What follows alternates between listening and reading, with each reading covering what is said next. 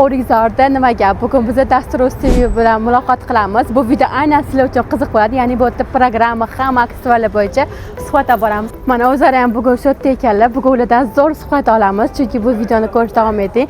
Sababi bu yerda shunaqangi zo'r informatsiya beriladi. Siz O'rikzor savdo kompleksini akkauntini yurgizayotgan qiz bo'laman.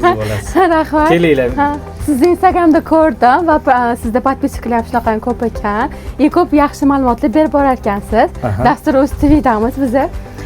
Endi bizani muxlislarimizga ham, bizani o'zingizga ham, muxlislaringizga ham yana savollarimiz bo'lsa, o'sha javoblarni bersangiz ham qiziqarli bo'ladi. Mayli. Assalomu alaykum barchaga, bizani kuzatayotgan va O'rikzor savdo kompleksini kuzatib boruvchilar. Dastur.uz TVga xush kelibsiz. Do'konlarimizga ko'rib turganingizdek, ixchamgina do'konimiz. Qanchadan beri O'rikzor savdo kompleksimizda faoliyat yuritasiz?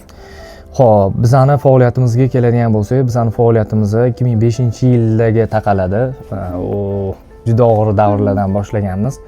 Hozir mana bilsa, ko'pchilik biladi, O'rikzor bozorini, eski bozor, karvon bozor desa hamma bilardi.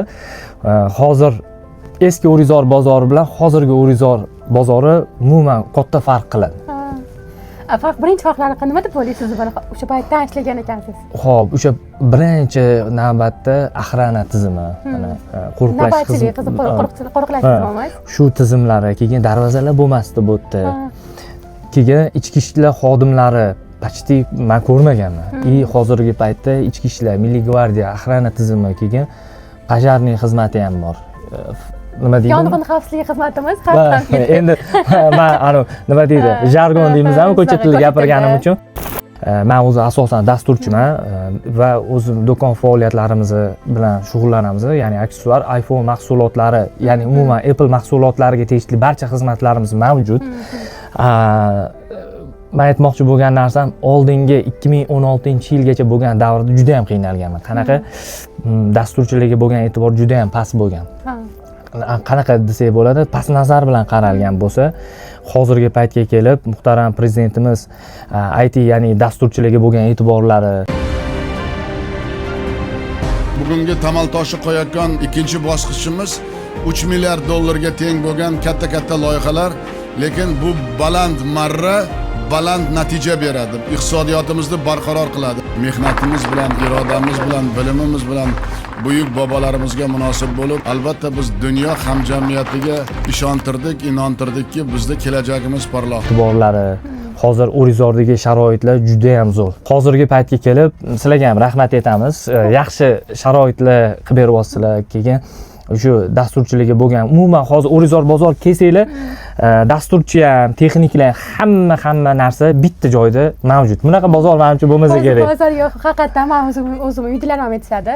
San shunaqa zo'r bozorda ishlaysan, hamma kelgan odam bitta ishini bitirib keta oladi. Ya'ni to'y boshlab qo'ydingizmi O'rikzorga, boshqa qanaqadir yig'imi faqat O'rikzorga, bitta telefon uchun kelsangiz ham, boshqa narsa ishingizni ham bitirib ketsangiz bo'ladi. O'rikzorimiz shunaqangi mukammal bozor desa bo'ladi. Hozir bitta narsadan xursand bo'ldim. Yaqinda bilsangiz, O'rikzor bozor yopildi degan videolar tarqalib ketdi. Bizga juda ham jahlimizni chiqaradi shu narsa.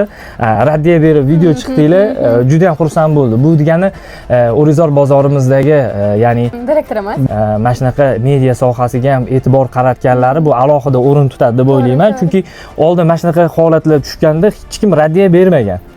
Men chunki nima deydi, video chiqib kelardi-yu, to'g'ri, podpischilar bor, kuzatuvchilar bor, lekin unaqa ish qila olmasdim. Sababi noto'g'ri gapirib qo'ymayman. Mana hozir ofitsialniy sizlar уже yo'lga qo'yilibdi O'rikzor bozori, biz xursandmiz. Rahmat. Mana shunaqa raddiyalarni ko'proq berib turinglar. Yana bitta reklama qilib ketaman. Shu bu o'zimizning rasmiy ma'muriyat Instagram kanali, ya'ni bu yerda hammasi ma'muriyat to'g'risidagi hamma ma'lumotlar, ishonchli ma'lumotlar faqat shu yerda bo'ladi. Boshqa Instagram kanalimiz yo'q.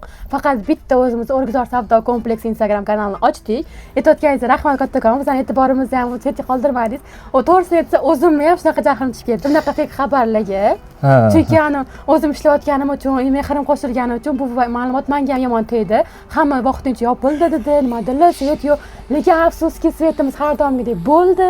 fake xabar tarqatganlar faqat o'ziga prosmotr ko'paytirib olishdi, lekin bu ma'lumot fake'ligicha qolib ketdi. Mana shunaqa ma'lumotni berishadi-da, o'zini prosmotri uchun. Bu yerga tadbirkorlar qiynalib qolyapti. Mana O'rizor bozor yopildi degandan keyin savdo tushib ketib qoladi. Juda ham og'ir holat. Iltimos bir mayli tadbirkorlik tegishli bozorlar bo'yicha qanaqadir ma'lumot bermoqchi bo'lsanglar, oldin mana hozir media shu ma'muriyatdan so'rasanglar ma'lumot berishadi, to'g'rimi? Instagram sahifamizga yozsanglar ham biz ma'lumot beramiz, chunki set o'tganda ham menga o'zimga ham yozishdi, Instagramga, direktimga yozishdi, men iloji bor javob berdim hammaga. Ya'ni biz ishlayapmiz, bunaqa ma'lumotlarga ishonmanglar dedim.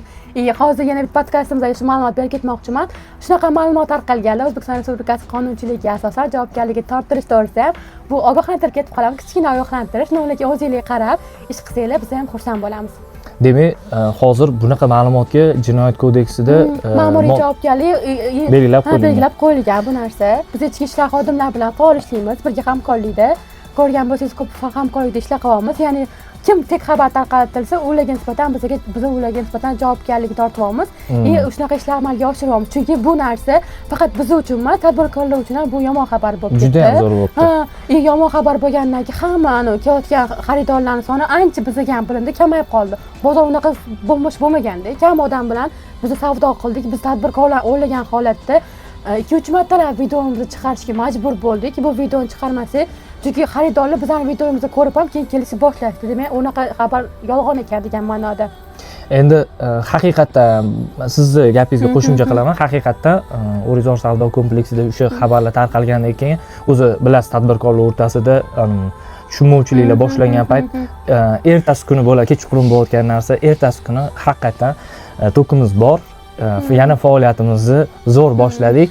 Lekin mana shu ma'lumot tarqatayotganda iltimos boshqalarga zararinglar tegib qolmasin. Chunki haqiqatdan savdoyimiz tushib ketib qolyapti. Bunga sizlarga ham rahmat. O'shanda raddiya berganingizda men rosa xursand bo'ldim.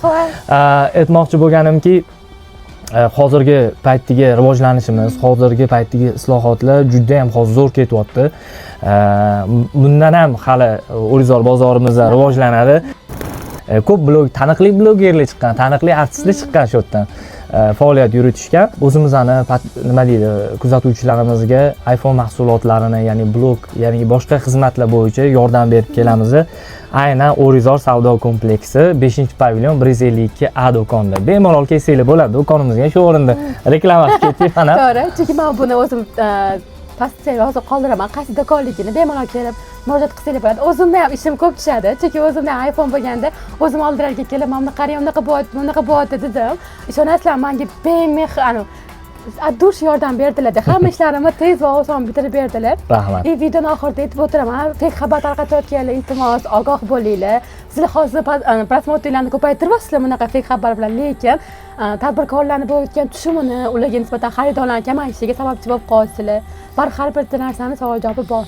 Tadbirkorlar zarar yetkazib qo'yapsizlar. Endi bir narsani nima deydi, plyus qilamanda boshqa odamlar minus qilishinglar yaxshi ish emas. Va yana shu o'rinda bitta narsani aytamiz, rostdan chin ko'ngildan. Biza sizlarning medialar hamkorlik qilishga Dasturuz TV jamoasi tayyor. Agar qanaqadir yordam kerak bo'lsa, Dasturuz TV hamisha yordamga tayyor bo'ladi. Xudo xolasa yanada rivojlanishda davom etamiz. Inshaalloh. Agar shunaqa fake xabar chiqsa, raddiya bersangiz, harakat qilamiz. Tarqatishga xudo xolasa iloji boricha bu videoni ko'pligiga jo'natinglar, chunki O'rizor har doim o'z faoliyatini amalga oshiryapti. Sizga ham ishingizga rivoj tilayman. Xudo xolasa bundan yaxshi marralarga erishishinglarni, mana shunaqa fake xabarlarga raddiyalarni zo'rlab berib turishinglarni, albatta eng muhimi tadbirkorlarni himoyalab, yonini olganinglar bizani quvontiryapti. Rahmat aytib qolamiz. Faqat ishonchli xabarlar faqat shu yerda O'rizor savdo kompleksi Instagram sahifasida. Biz sizlarni kutib qolamiz. Bizga obuna bo'lishni unutmang. Salomat bo'linglar. Rahmat, sizga ham rahmat katta.